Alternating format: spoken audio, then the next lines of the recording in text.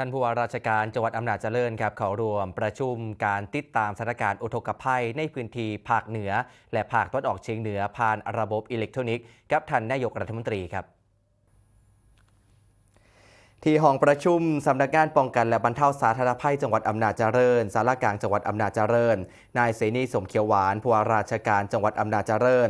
นำหัวหน้าส่วนราชการและกับผู้แทนหน่วยงานที่เกี่ยวข้องเข้าร่วมการประชุมติดตามสถานการณ์อุทกภัยในพื้นที่ภาคเหนือและภาคตะวันออกเฉียงเหนือผ่านระบบสื่ออิเล็กทรอนิกส์โดยมีนายอนุทินชาญวิรากูลนายกรัฐมนตรีและรัฐมนตรีว่าการกระทรวงมหาดไทยเป็นประธานการประชุม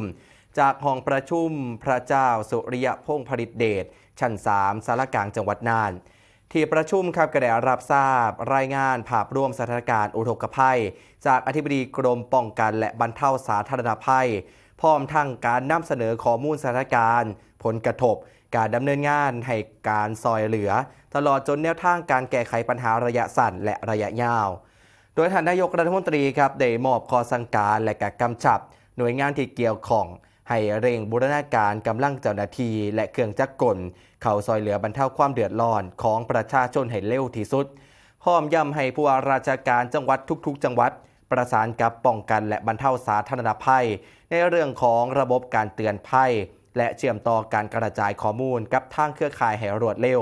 ให้เข้าถึงประชาชนให้ได้หลายที่สุดพร้อมเน้นย้ำให้ทุกฝ่ายเตรียมความพร้อมตลอดเวลา